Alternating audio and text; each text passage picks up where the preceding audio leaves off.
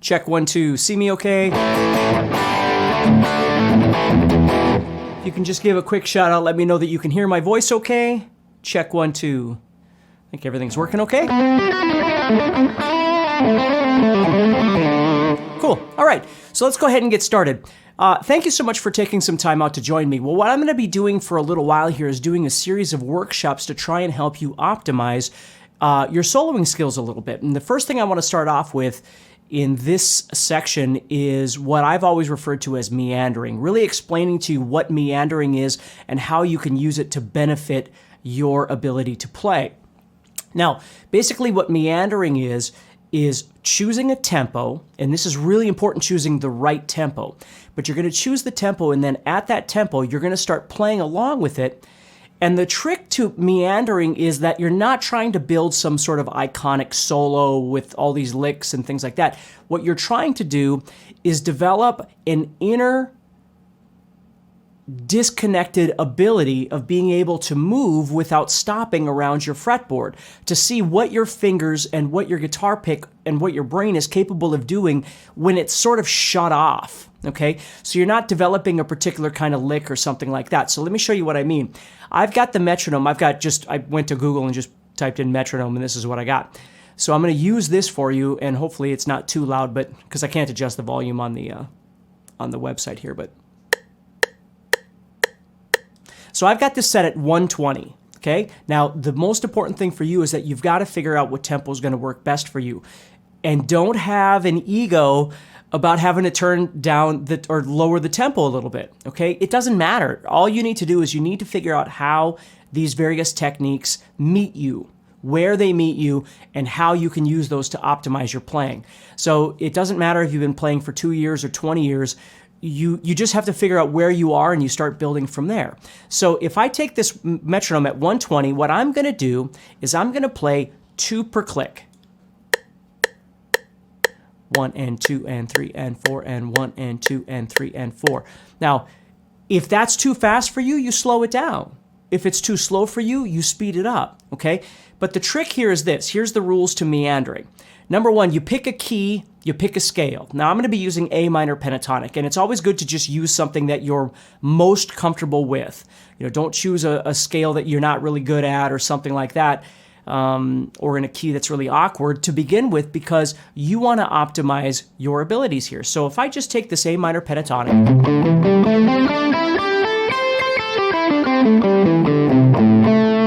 and I'm just going to use that. And what I'm going to do is I'm going to start moving around inside here. There's a couple of rules to meandering. Number 1, I'm not allowed to just play the scale up and down. I am not allowed to do that.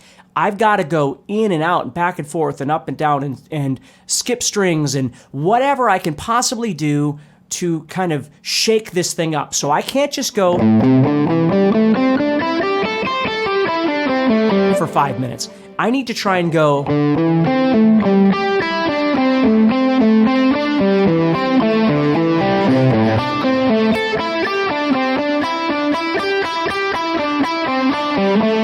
anything I can think of. And again, what I'm really trying to do is shut my brain down. I don't want to be thinking about licks and things like that, because, again, all of those things are good, but meandering is a specific kind of thing where you're just trying to figure out if your hands and your brain can maneuver you through a particular minefield, if you will, which is the scale that you've chosen, okay, without stopping. And that's the next rule, is you cannot stop. You just play. And if you find yourself if you have to stop a lot, chances are you either don't know the position very well, whatever it is that you're doing, right? Again, I'm using A minor pentatonic, or the tempo's too fast. So if I start this thing at 120 and I start doing this,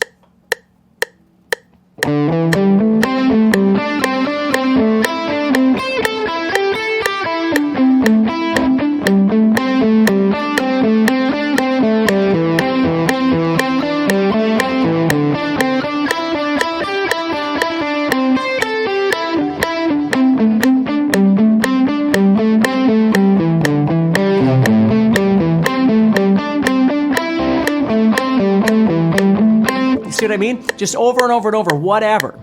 Now, it's okay to repeat things.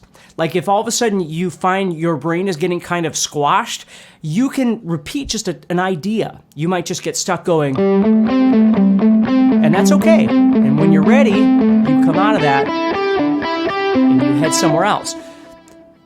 This is a really important tool to develop the position on your guitar or positions on your guitar and your ability to be able to maneuver. Because what you really have to understand about soloing is there are key elements in most people's solos, whether it's a melody that you're using or maybe some licks that you've developed that you want to try and implement. But in between that stuff is meandering. Now, there's more to this, and in more of the workshops, we're going to keep going with this, but this is the first place to start. So what I want you to do is try and choose a tempo. Again, you could try 120 and see how it works for you. And here's, I call it stress points. If you start trying to do this and you find it's constantly failing, again, you have to look at yourself and go, what is going on here that I need to improve upon? Which is the whole point, is you're trying to take the issues that you're having with your playing and kind of have them come to the surface so you can figure out what it is that you need to fix. So maybe you need to work on that position better, right? Or maybe you find that a certain kind of movement with your fingers tends to always flub up, and you need to try and work on that and fix that. Maybe it's a string skip kind of thing or something. You need to become aware of these things as you're playing, right? So you're kind of, again, and I don't mean this negatively, you're trying to play kind of brainlessly, just seeing what happens. But as you're doing that, you become more aware of what is or isn't working. Or maybe the tempo's too fast, like I said before, and you need to break that down a little bit. It's okay. You just got to get on the map. You just got to start somewhere and then start building. So that's one thing you can do, is just take a single position, whether it's pentatonic, whether it's diatonic, whatever. I always recommend starting with pentatonic to develop this concept. And then if you want to move into a diatonic scale or something, that's perfectly fine. But don't overdo it. Again, it isn't about your intellect. It's not about making chord scale relationships and connections, and it's not about any of that stuff. It's just about how long can you move without using your brain as much as possible, without just playing the scale up and down, up and down, up and down. You're trying to play in and out and back and forth and all sorts of different things like that, okay? And if you can do it very easily for 5 minutes and never make a mistake, well, then chances are the tempo's too low and you need to bump that up a little bit. Okay, so let's move on to the next step. So I'm going to keep this tempo, but what I'm going to do is I'm going to implement another position. So let's say I used my second position of A minor pentatonic. So I might just use that position and try and practice.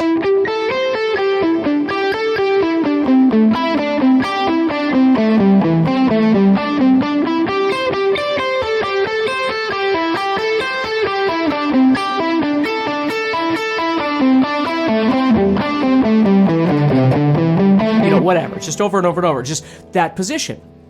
And now I'm developing this new position maybe I'm not as comfortable with, and I'm doing the same thing that I did with that first position. Okay? And you can do that however much you want through all of these various positions. Again, the goal isn't to do a little bit and then move on to another position and then do a little bit. The goal is to really get comfortable with moving as many different possible ways in one position as you possibly can. Okay, so there's really three options that you've got. Number one is taking a position and developing that position. Okay, the second thing is speeding up the tempo of that position. Okay, and you could do that with any position, right? First position, second box, whatever you call these things. But again, it's not, please, and I know I reiterate the same things over and over and over, but it's so important. It's not, oh, I just went through all 5 positions in 2 minutes and I'm fine. You got to work them over and over and over.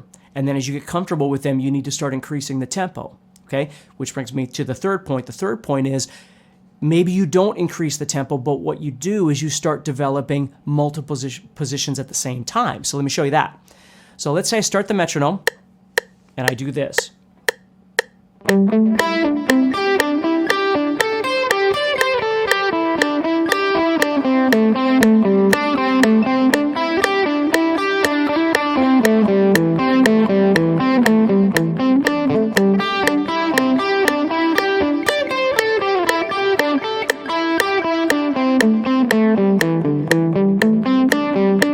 See, and you just try and go over and over and over as much as you can, just moving around. And, you know, if you make a little flub or something, it's not a big deal. You just keep going. But if you find that your brain is really shutting down or your fingers get locked and they can't keep going, then again, look at the position, look at the tempo, whatever. And slowly what happens is you start learning to maneuver around your entire fretboard, right? So if we start that again.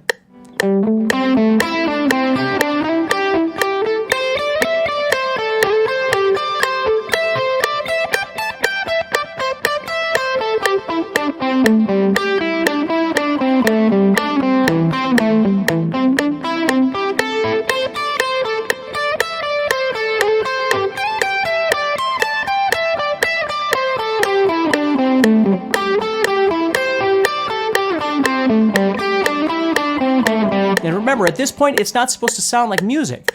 It's just an exercise to develop your way around the fretboard at a particular tempo. Now, at the end of all of this, is the most important thing I want you to understand is that what you're doing here is you're developing your ability to move comfortably at 120 beats per minute in this example, in A minor pentatonic.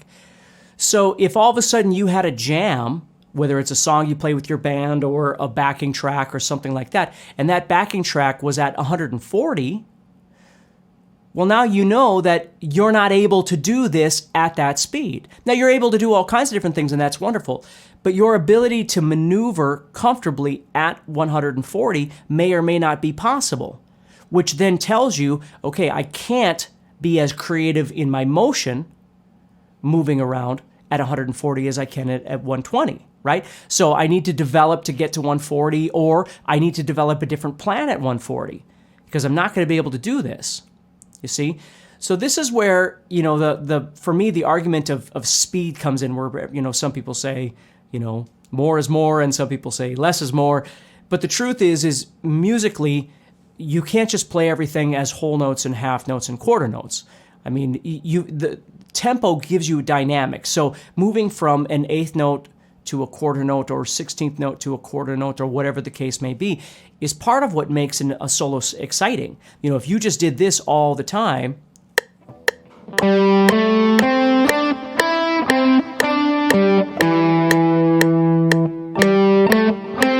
you know, if every solo that you played couldn't go any faster than quarter notes at 120, it wouldn't be a very exciting solo. A passage might be great. Or one particular solo might be awesome for something like that. But if you did that every single time you soloed, obviously it would get a little old after a while. You need to be able to break into doing, you know, eighth notes. You